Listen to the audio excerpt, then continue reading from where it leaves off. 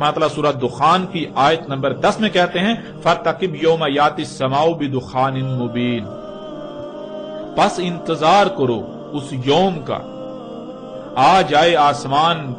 کھلم کھلے ہر طرف سے گیسوں کے ساتھ، یعنی جب نہ صرف تم پر ہر لحاظ سے حق واضح کر دیا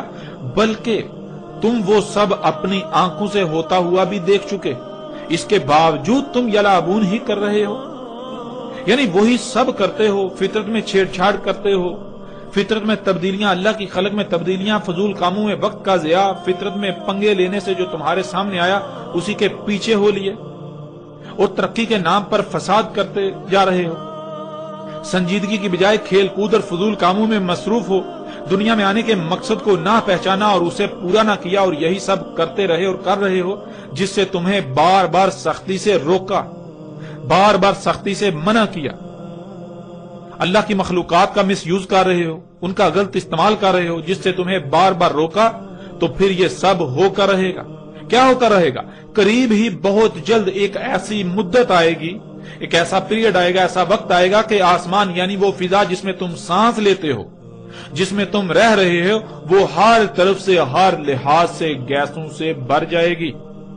اور ناظرین ایسا کیوں نہ ہو، کیا آپ یہ نہیں جان چکے کہ آسمان و زمین اور جو کچھ بھی ان میں ہے ان سب کو اللہ سبحانہ و تعالیٰ نے گیسوں سے خلق کیا؟ جب آپ یہ بات جان چکے اور پھر جب آپ آسمان و زمین اور جو کچھ بھی ان میں ہے ان میں پنگے لیں گے، آپ یہ بات جان چکے کہ ان میں پنگے لیے جائیں گے، ان میں ترقی کے نام پر چھیڑ چھاڑ کی جائے گی، تو پھر کیا گیسیں خارج نہیں ہوں گی؟ کیوں نہیں؟ ضرور، بالکل ضرور خارج ہوں گی، کیونکہ جب یہ سب کچھ گیسوں سے خلق کیا تو جب ان کو کیمیا یا عمل سے گزارا جائے گا، ان میں پنگے لیے جائیں گے، جب کچھ خود سے خلق کیا جائے گا تو ظاہر ہے گیسیں تو خارج ہوں گی۔ ناظرین ذرا غور کریں، جس سواری پر آپ سوار ہوتے ہیں، آپ کے سفر کے ذرائع، کیا وہ طرح طرح کی زہریلی گیسیں خارج نہیں کر رہے؟ آپ کے گھر میں الیکٹرانکس یعنی بجلی کا تمام سامان طرح طرح کی نہ نظر آنے والی انتہائی خطرناک گیسیں خارج نہیں کر رہا؟ وہ آپ کا ٹی وی ہو یا کمپیوٹر، وہ آپ کی فریج ہو یا اے سی، یہاں تک کہ آپ کی جیب یا آپ کے ہاتھ میں موجود موبائل، ہر شے طرح طرح کی زہریلی گیسیں خارج کر رہی ہے۔ آپ جو کچھ بھی استعمال کرتے ہیں، وہ برتن ہوں یا کپڑے، وہ جوتے ہوں یا آپ کی طرح طرح کی رنگ برنگی خوراکیں، خواہ وہ مشروبات ہوں، کیا کبھی آپ نے غور کیا ان کی تخلیق میں؟ جن کارخانوں میں وہ تیار ہوتی ہیں ان سے کس قدر زہریلی گیسیں خارج ہوتی ہیں؟ ان کی تخلیق کے مراحل کیا ہے؟ ان کی تخلیق کے مراحل سے کس قدر زہریلی گیسیں خارج ہو رہی ہیں؟ آپ جتنی بھی مشینیں استعمال کرتے ہیں ان کی چمنیوں میں غور کریں، جن گاڑیوں پر آپ سفر کرتے ہیں، جن ٹرینوں پر آپ سفر کرتے ہیں، جن جہازوں پر آپ سفر کرتے ہیں، وہ سب کی سب اشیاء کیا خارج کر رہی ہیں؟ کیا وہ طرح طرح کی گیسیں خارج نہیں کر رہی؟ ناظرین حقیقت ہر لحاظ سے آپ کے سامنے ہے، اور کیا آج وہ یوم یعنی وہ مدت نہیں آ چکی جو ایسی مدت ہونا تھی جس دوران یہ آسمان یعنی یہ فضا ہر طرح سے ہر لحاظ سے گیسوں سے بھر جانا تھی؟ ناظرین حقیقت آپ کے سامنے ہے، آج پوری دنیا ان گیسوں سے بھر چکی۔ یہ پہلا آسمان جس میں آپ موجود ہیں، جس میں آپ سانس لیتے ہیں، یہ آپ کے اپنے ہی کرتوتوں سے خارج ہونے والی طرح طرح کی زہریلی گیسوں سے بھر چکا۔ کیا آپ کو یہ سب نظر نہیں آ رہا؟ کیا آپ اندھے ہیں؟ کیا آپ اللہ کے قانون میں اموات ہیں؟ کیا آپ قبروں میں ہیں؟ کیا آپ اللہ کے قانون میں محض چوپائے ہیں؟ ناظرین غور تو کریں، کیا یہ سب آج آپ کو نظر نہیں آ رہا؟ جبکہ یہ اٹل حقیقت ہے، اس کے باوجود اگر آپ کو نظر نہیں آ رہا تو اللہ سبحانہ تعالیٰ قرآن میں بار بار ایسوں کو اموات قرار دیتا ہے، ایسوں کو قبروں میں قرار دیتا ہے، ایسوں کو چوپائے یا پھر شر الدواب قرار دیتا ہے۔ یہ جو چلنے پھرنے والی رینگنے والی مخلوقات ہیں، ان میں سے جو سب سے شر ہیں وہ قرار دیتا ہے، یعنی جن کی وجہ سے زمین و آسمانوں میں سب کو نقصانات، تباہیاں لاحق ہوتی ہیں، جن سے فائدہ حاصل ہونے کی کوئی توقع ہو ہی نہیں سکتی۔ تو ناظرین حقیقت کیا ہے؟ آپ غور کریں، آپ کو یہ بھی سمجھ آ جائے گی کہ آپ کا شمار اللہ کے قانون میں کن لوگوں میں ہے، کہاں پر ہے، آپ کہاں کھڑے ہیں۔ آپ اللہ کے قانون میں حیا ہیں یا پھر آپ اللہ کے قانون میں اموات ہیں، قبر میں ہیں۔ تو ناظرین جان لے یہ حقیقت آپ کی آنکھوں کے سامنے ہے، اس کو آپ جھٹلا نہیں سکتے۔ اگر آپ اسے تسلیم کرنے سے انکار کرتے ہیں تو نقصان آپ کا اپنا ہی ہوگا، کسی دوسرے کا نہیں۔ آج اگر آپ نہیں تسلیم کرتے اور اپنی سابقہ روش کو برقرار رکھتے ہیں تو جان لیں ان قریب آپ چیخ چیخ کر تسلیم کرنے کا اعلان کریں گے، لیکن تب کوئی نفع نہ دے گا، تب آپ کا ماننا فرعون کے ماننے کی مثل ہوگا۔ تو ناظرین بڑھتے ہیں آگے اور دیکھتے ہیں کہ اللہ سبحانہ و تعالیٰ نے سورہ دخان کی اگلی آیت میں کیا کہا۔ آگے اللہ سبحانہ و تعالیٰ کہتے ہیں سورہ دخان آیت نمبر 11، یغشی الناس ھذا عذاب علیم،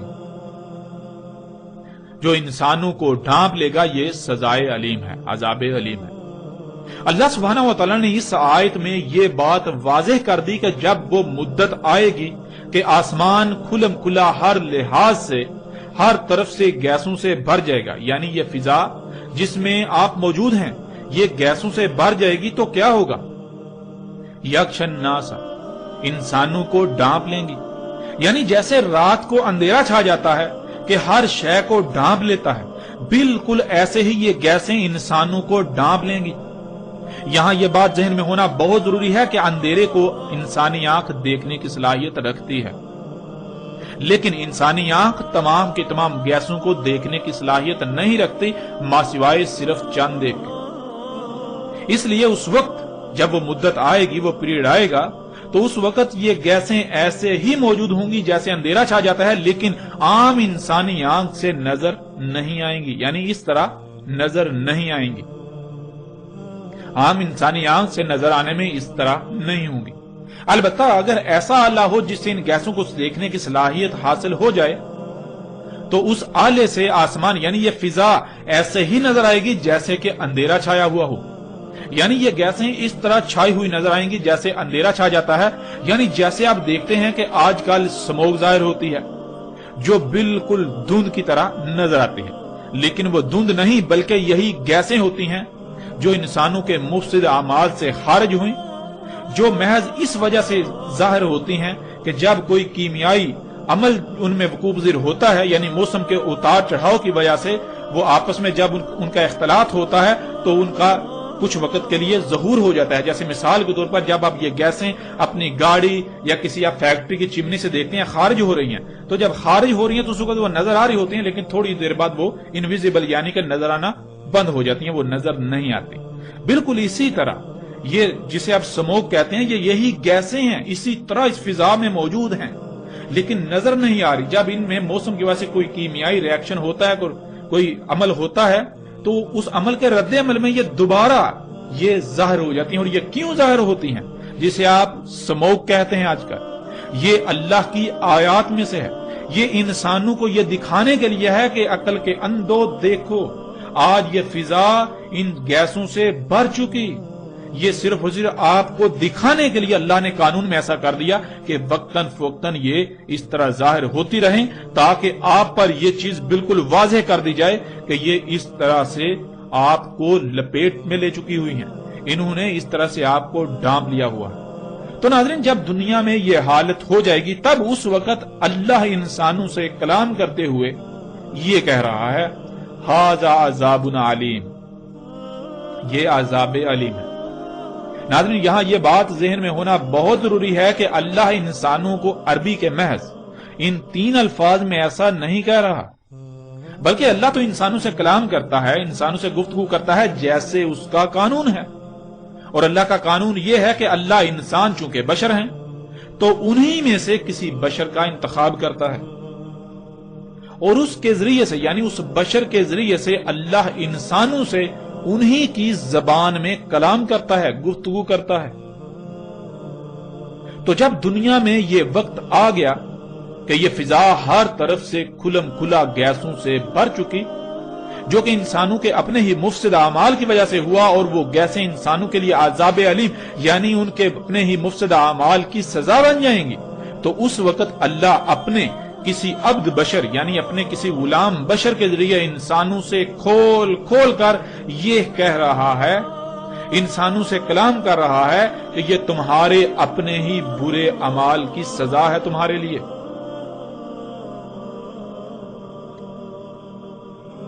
اور ناظرین ایسا اس لیے کہ انسان اس وقت ان گیسوں کی وجہ سے لاحق ہونے والی بیماریوں، مصیبتوں، تکلیفوں اور طرح طرح کی تباہیوں کا ذمہ دار اللہ کو ٹھہرا رہے ہوں گے کہ یہ سب تو اللہ کر رہا ہے، یہ بیماریاں تو اللہ لا رہا ہے، یہ مصیبتیں تو اللہ لا رہا ہے، ان کا ذمہ دار اللہ ہے۔ آج اگر بیماریاں بڑھ گئیں تو اللہ یہ بیماریاں لا رہا ہے، یعنی اپنے مفسد اعمال کے رد عمل کا ذمہ دار اللہ کو ٹھہرا رہا ہوگا۔